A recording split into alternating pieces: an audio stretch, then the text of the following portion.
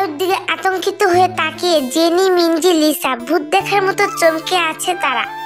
How is possible? YONO ভাইয়া এই কথা কিভাবে বললো? ভাইয়া তো একে লাইক করে। আয়ু চিন্তিত মুখ করে বসে আছে। ইউনো তো তাই বললো, আর আমিও ভেবে দেখলাম সামহাউ ইউনোর কথাটাই সত্যি হয়তো। তোরাই ভেবে দেখ, ভাইয়া আমাদের সবাইকে নিজের ছোট বোনের মতো ভালোবাসে, আর সেখানে তে ভাইকে ভাইয়া বললে রেগে যায়, তেকে কোনো ছেলের সাথে কথা বলতে দেয় না। আর কালকে কি রিয়াক্টটা নাই করলো, আমরাও তো ছিলাম, কই আমাদের তো কিছু বললো না। আয়ুর কথা শুনে চুপ মেরে রইল সবাই। তাদের মনে হচ্ছে কথাটা সত্যি। এতদিন এসব ওরা ভাবেনি, ভাববেই বা কেন? 29 বছরের একটা ছেলে সে 17 বছরের একটা পিচ্চিকে ভালোবাসে, এটা কি আদৌ কারোর ভাবার কথা? তাছাড়া জাঙ্কুক তো তেকে দেখতে পর্যন্ত পায় না, সে কি করে? না, মাথা ঘুরাচ্ছে সবার ভাবতে ভাবতে। জেনি আহত গলায় বলে, আচ্ছা ভাইয়া যে তেকে ভালোবাসে, তোদের কি মনে হয় তে কখনো বুঝবে সেটা? কিভাবে বুঝবে? তে তো ভাইয়াকে ওর যমরাজ ভাবে, আর তাকে নিয়ে এসব চিন্তা ভুলেও মাথায় আনবে না। ভাই আর তের বিষয়টা সত্যি আমাকে ভাবাচ্ছে। লিসার কথায় বাকিরা সায় দিল। এর মধ্যে রুমে এলো তে। ওকে দেখে সবাই চুপ করে চোরের মতো চোখ বুলাচ্ছে পা থেকে মাথা পর্যন্ত। কি হলো, এমন ভাবে কি দেখছিস সবাই? আমি কি এলিয়েন?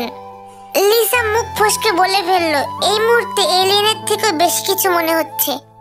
লিসার কথা শুনে চোখগুলো ছোট ছোট হয়ে গেল তের। জেনি লিসাকে কোনোই দিয়ে খোঁচা মেরে চুপ করিয়ে দিল, তারপর তের কাছে এগিয়ে গেল। ওর কথা বাদ দে, তোকে তো এই স্কার্টে দারুণ লাগছে, এটা কবে নিলি বলতো? তে মুখ বেঁকিয়ে বলে, কেন মনে নেই সেদিন না যমরাজ আনলো?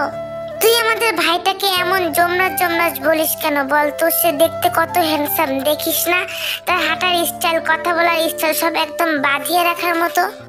ব্যাপারটা কি? পুরো ভাই ভক্ত বোন হয়ে গেছিস। আজ তোরা সবাই মিলে তোদের ভাইয়ের নামে ফুলঝুরি খুলে বসলি কেন? না মানে ওই আর কি, এমন ভাবে বলছিস যেন আমরা মিথ্যা প্রশংসা করছি। আমরা যা বলছি তাতে কি কোনো ভুল আছে? হ্যাঁ মানছি ভাই একটু রাগী, তাছাড়া তো সবই ঠিক আছে। মিঞ্জির কথা শুনে চোখ পাকিয়ে ওদের দিকে তাকালো তে। কি শুধু একটু রাগী? এই দেখ সেই একটু রাগের ছাপ এখনো আছে। তোদের ভাই একটা আস্ত খাটাস, যমরাজ, মামদো ভূত, বেটা গরুচোর। তের কথা শুনে আহত চোখে তাকালো সবাই। জাঙ্গুকের সম্পর্কে যার এইসব চিন্তা ভাবনা, সে কি বুঝবে তার ভালোবাসা? বেলকনিতে দাঁড়িয়ে আকাশ দেখতে ব্যস্ত তে। গা হিম করা ঠান্ডা বাতাসগুলো যেন মোটা জ্যাকেটের আস্তরণ ভেদ করে ভিতরে ঢুকে যাচ্ছে। ছোট ছোট তারার ভিতরে এক ফালি চাঁদ, যেন আদা খাওয়া রুটির মতো। তে আকাশের বাটের চেয়ে এক অদ্ভুত করে আটকে আছে। তার এই ঘোর ভেঙে গেল আয়ুর ডাকে। কি হয়েছে? তোকে তোর গরুচোর ডাকছে। মানে? আরে ভাই ডাকছে। তুই তো বিকেলে বললি না সে নাকি গরুচোর। হি হি হি। উফ, মেজাজটা একদম বিগড়ে দিল লোকটা। ডাকার সময় পেল না। এই আয়ুকে এখন কিছু বলতে মন চাচ্ছে, কিন্তু কিছু না বলে সোজা চলে গেল। দরজা চাপানো দেখে ঠেলে ভিতরে ঢুকলো। বিছানায় তাকাতে দেখলো জাঙ্গুক খাটের সাথে হেলান দিয়ে উপরে মুখ করে চোখ বন্ধ করে রয়েছে। তার দেখে গুটি গুটি পায়ে এগিয়ে দাঁড়ালো তার সামনে। দেখেছিলেন? তের কথা শুনে চোখ খুলে তার দিকে তাকালো জাঙ্গুক। আটকে উঠলো তে জাঙ্গুককে দেখে। চোখগুলো ভয়ঙ্কর দেখাচ্ছে, লাল হয়ে ফুলে আছে, উস্কো খুস্কো চুল, মুখ শুকিয়ে আছে। জাঙ্গুকের শান্ত দৃষ্টিতে মুখের দিকে মাথা নিচু করে নিল তে। আমাকে কেন ডেকেছেন? মাথা ধরেছে, টিপে দাও। জাঙ্গুক চোখ বন্ধ করে শুয়ে পড়লো। তে কিছুক্ষণ অবাক হয়ে তাকিয়ে রইল জাঙ্গুকের দিকে। জাঙ্গুকের মাথার পাশে বসে বড়সড় একটা ঢোক গিলে নিল। আলতো হাতে স্পর্শে টিপে দিতে লাগলো জাঙ্গুকের মাথা। ধীরে ধীরে চুলে হাত বোলাতে লাগলো। জাঙ্গুকের চুলগুলো বেশ সফট, দেখতেই ছুতে মন চায়। মানুষটা আসলে অদ্ভুত, যেমন সুন্দর দেখতে তেমনি ভয়ঙ্কর অদ্ভুতও সে। খাটে হেলান দিয়ে আচ্ছা হয়ে ঘুমন্ত তে, আর পাশে তার কোমর জড়িয়ে ঘুমাচ্ছে জাঙ্কুক। কাল রাতে জাঙ্কুকের মাথা বিলি কাটতে কাটতে কখন যে ঘুমিয়ে পড়েছে তা মনে নেই তের। মাঝরাতের দিকে শীতের কারণে হয়তো জাঙ্কুকের কম্ফোর্টের ভিতরে চলে গিয়েছিল। চোখে আলো পড়তে ঘুম ভেঙে গেল তের। আলসেমি কেটে সোজা হতে হার্টফেল করার মতো অবস্থা। জাঙ্কুককে এভাবে তার কোমর জড়িয়ে শুয়ে থাকতে দেখতেই বুক ধুকধুক করতে লাগলো। নিঃশ্বাস আটকে আসছে তার। না জানি জাঙ্কুক ঘুম থেকে উঠে ওকে এখানে দেখলে কি করবে। হয়তো বকবে, আবার চড়ও মারতে পারে। তাড়াতাড়ি এখান থেকে পালানোর জন্য সে জাঙ্কুকের হাতটা কোমর থেকে সরানোর চেষ্টা করলো, কিন্তু যতই সে হাতটা সরিয়ে দিতে চাচ্ছে ততই জাঙ্কুক চেপে ধরছে আষ্টে পিষ্টে। কাঁপছেতে গলা শুকিয়ে আসছে। হঠাৎ জাঙ্কুক চোখ মেলে তাকালো, এই বুঝি প্রাণটা বেরিয়ে যাবে। অনুভব করলো জাঙ্কুক ধীরে ধীরে কোমর থেকে হাত সরিয়ে নিচ্ছে। তারপর সোজা হয়ে বসে তার দিকে তাকালো। এভাবে বসে না থেকে নিজের রুমে যাও। তে দ্রুত রুম থেকে বেরিয়ে গেল। তে বেরিয়ে যেতে বেশ বড় বড় কয়েকটা নিঃশ্বাস ফেললো জাঙ্কুক।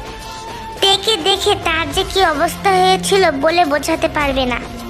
এলোমেলো চুল, ঘুমু ঘুমু মুখ, আসক্তির শেষ চূড়ায় নিয়ে গিয়েছিল তাকে। সে কখন থেকে আয়ু, লিসা, জেনি, মিনজি তেকে ঘুরে ঘুরে দেখছে আর মিটিমিটি হাসছে। তে রাজ্যের বিরক্ত নিয়ে তাকিয়ে আছে তাদের দিকে। তে তুই কাল রাতে ভাইয়ের রুমে ছিলি? হ্যাঁ। বাবা এত দূর?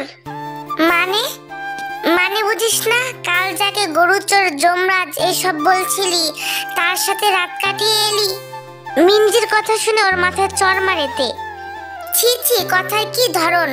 যা যা গিয়ে গোবর মেশানো গঙ্গা জল দিয়ে মুখ ধুয়ে আয়, ওটা অপবিত্র হয়ে গেছে। আর হ্যাঁ, সাথে মাথাটা খুলে সেটাও ধুয়ে নিবি ভালো করে, এগুলো নোংরা হয়ে গেছে। তের কথায় সবাই হেসে উঠলো, শুধু মিনজি বাদে। কাল রাতে তুই ভাইয়ের ঘরে কি করলি রে? কি আর করব, সাহেবের মাথা ব্যথা করছিল, টিপে দিচ্ছিলাম, পরে ঘুমিয়ে পড়ি। সকালে উঠে দেখি। কি সকালে উঠে কি দেখলি? কি আবার? উঠে দেখি আমি ওখানে, তাই তো চলে এলাম। ড্রয়িং রুমে বসে ওরা কাজিনরা নানান কথায় বিজি। তার মধ্যে আগমন হলো হাংসুইর। একটা প্লেটের মধ্যে কিছু মিষ্টি নিয়ে এসেছে। খুশির খবর আছে সবার জন্য। কি খবর দিদুন? তের মুখের মধ্যে মিষ্টি পুরে দিতে দিতে বলল, জিমিনের বিয়ের ডেট ঠিক হয়েছে। খুশিতে সবাই চেঁচিয়ে উঠল। তে গিয়ে জিমিনকে জড়িয়ে ধরল। কংগ্রাচুলেশন আপু। থ্যাংক ইউ বনু। দিদুন বিয়ে কয় তারিখে? আগামী সপ্তাহের মঙ্গলবার। সবাই অবাক হলো হাংসুইর কথায়। দিদুন তাহলে তো আর 6 দিন আছে বাকি, এর মধ্যে কিভাবে হবে সব? হয়ে যাবে সব, চিন্তা করিস না। জাঙ্কুক এর মধ্যে বিয়ের সব প্ল্যান রেডি করে ফেলেছে, বাদ বাকিও হয়ে যাবে। ইয়া, ভাইয়া যেহেতু আছে তাহলে আর টেনশন কিসের? Jeon Jungkook is real hero, he is a superman. Jungkook বসে বসে ফাইল ঘাটছে, তখনই দেখতে পেল গুটি গুটি পায়ে তেও সামনে এসে দাঁড়িয়েছে। তেকে দাঁড়িয়ে থাকতে দেখে ভুরু কুচকে তাকায়। কিছু বলবে? আসলে কি করছিস? কিতে পাগল হলি নাকি? ভাইয়া বলছিস কেন? মার খাওয়ার কি আবার শখ হয়েছে নাকি তোর? তেকে একা একা বিড়বিড় করতে দেখে জাঙ্কুক বিরক্ত হলো। কি হলো, কিছু বলছো না কেন? আমার শপিং মলে যাওয়ার ছিল, কিছু জিনিস লাগবে। জাঙ্কুক তের কথা শুনে হাতের ফাইলগুলো গোছাতে গোছাতে বলে, 10 মিনিটে রেডি হয়ে নিচে আসো, আমি গাড়িতে ওয়েট করছি। বলছিলাম কি, আমি লিসাদেরকে নিয়ে যাই, আপনি শুধু শুধু।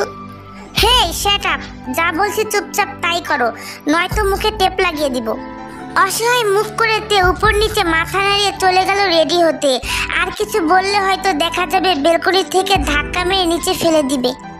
গাড়ি থামতেই তে বেরিয়ে গেল। পাশে তাকাতেই দেখলো জাঙ্কুক আসছে। তে আবার সামনে তাকে হেঁটে মলের ভিতরে ঢোকা শুরু করলো। এর মধ্যে জাঙ্কুকের সাথে হাত ধরে ভিতরে টেনে নিয়ে গেল। তে আর চোখে একবার জাঙ্কুকের দিকে তাকিয়ে আবার চোখ সরিয়ে নিল। তেকে নিয়ে প্রথমেই ঢুকলো একটা মোবাইলের শপে। তে বোকার মতো চেয়ে আছে। কিছু মোবাইল ঘেটে একটা ধূসর রঙের আইফোন নিল। আইফোন প্যাকিং করে জাঙ্কুক সেটা তের হাতে ধরিয়ে দিল। তোমার ফোন নাকি সেদিন কলেজে হাত থেকে পড়ে স্ক্রিন ভেঙে গেছে? মাথা নাড়ালো তে। এখন থেকে এইটা ইউজ করবে। জাঙ্কুকের কথায় তে হা হয়ে আছে। জাঙ্কুক ফোন কিনে দিল ওকে, তাও আবার আইফোন, ভাবা যায়? মোবাইল শপ থেকে বেরোতেই তেকে জিজ্ঞেস করলো, এবার কোথায় যাবে? কি কিনবে বলো?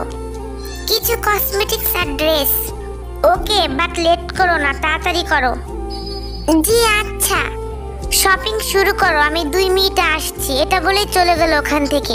তে শপের ভিতরে ঢুকে যা যা দরকার সব নিতে লাগলো। কেনাকাটা প্রায় শেষ, তখনই পাশে থাকা একটা লেহেঙ্গার দিকে নজর এলো। খুঁটিয়ে খুঁটিয়ে দেখতে লাগলো ড্রেসটা, কালো রঙের সোনালি আর রূপালি সুতার কাজ, নজর কাড়া ডিজাইন। হঠাৎ পিছন থেকে কারোর আওয়াজে সেদিকে ফিরে তাকালো একটা ছেলে। হ্যালো পিচ্ছি আপু, নাম কি? ভুরু কুচকে তাকালো ছেলেটার দিকে, কেমন হ্যাংলা টাইপের দেখতে। কেন? এমনি, একা নাকি? সাথে কাউকে দেখছি না যে। তে কিছু বলতে যাবে, এর মধ্যে কেউ এসে তার হাত চেপে ধরলো।